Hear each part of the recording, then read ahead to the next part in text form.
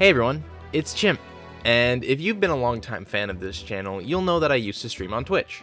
I stopped so I could focus more on making videos here since I enjoy making edited content and my I Don't Like series a lot more, but due to the fact that I'm a terminally online monkey who is addicted to news on and surrounding the internet, I clocked Twitch's latest policy change on my radar and wanted to speak up about it. Now, I don't think there is anything necessarily wrong with the policies that they introduced. If you want content like that on your platform, then that is well within your right.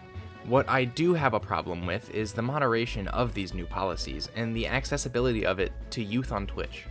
The policy changes that Twitch introduced were sexually explicit content labels that now allow things like the Topless Meta to be allowed on Twitch following the ban of Morgpie. What is this meta? The new rule for the content allowed on Twitch after this policy change following Morgpie's ban reads as follows. Content that deliberately highlighted breasts, buttocks, or the pelvic region. Even when fully clothed, streamers found it difficult to determine what was prohibited and what was allowed, and often evaluating whether or not a stream violated this portion of the policy was subjective. In addition, the former sexually suggestive content policy was out of line with industry standards and resulted in female-presenting streamers being disproportionately penalized. As for content labeling itself, you are expected to label it as accurately as you can to the best of your ability. But what happens if you don't, you may ask? Well, if you don't use one the first time, you'll get a warning, and the right label will be applied. Do it repeatedly, and Twitch will temporarily lock it in your stream. But never will it result in a suspension. I personally find this a little strange that they say it will never result in a suspension, since, to me, a creator consistently and deliberately not using the sexually explicit content label could just continuously do it on later streams, even post Twitch applying the label themselves. However, just like every other Twitch policy change in the past, people are just pushing the boundaries to see just how far these rules will reach. This is the recommended channels page for just chatting, the default setting Twitch puts it on when clicking into the category.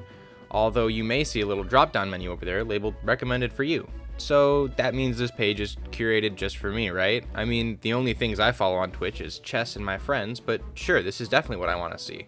This is a not signed in incognito mode account on Twitch, and as you can see, clear as day, it's fairly similar. It now has some of the highest viewed streamers mixed in as well, but there are still plenty of nearly nude streamers on the recommended page. Well, okay, that's all well and good. Surely it asks you for your age or to sign in before you can even view that kind of a stream if it's sexually explicit, right? Alright, so as you can see, brand new account. Let's click this guy here, and all it is just start watching. And I get this little ad. Oh no. And bam, straight into it. No request for sign in or anything. At least YouTube asks you to sign in when a video is age restricted. This just lets you click a button and move on. It makes me think that I'm not on Twitch. They should never recommend channels whenever they have users that are underage. Editor's note, I went to make a test Twitch account as a 14 years old to then test what I would get recommended without clicking anything. This is the result. What the The content itself is fine, but it being this easily accessible is absolutely atrocious. There isn't much of an excuse to not have a system in place that blocks this content from underage accounts and forces a sign-in from an account that is 18 years or older to view sexually explicit streams. This is one of the most basic functions in most video sharing platforms, and to see Twitch neglect to use it is disgusting. Kick, while essentially identical to Twitch, doesn't have this problem at all. Here's the recommended just chatting page of an incognito not signed in account on Kick. So what is Twitch's goal?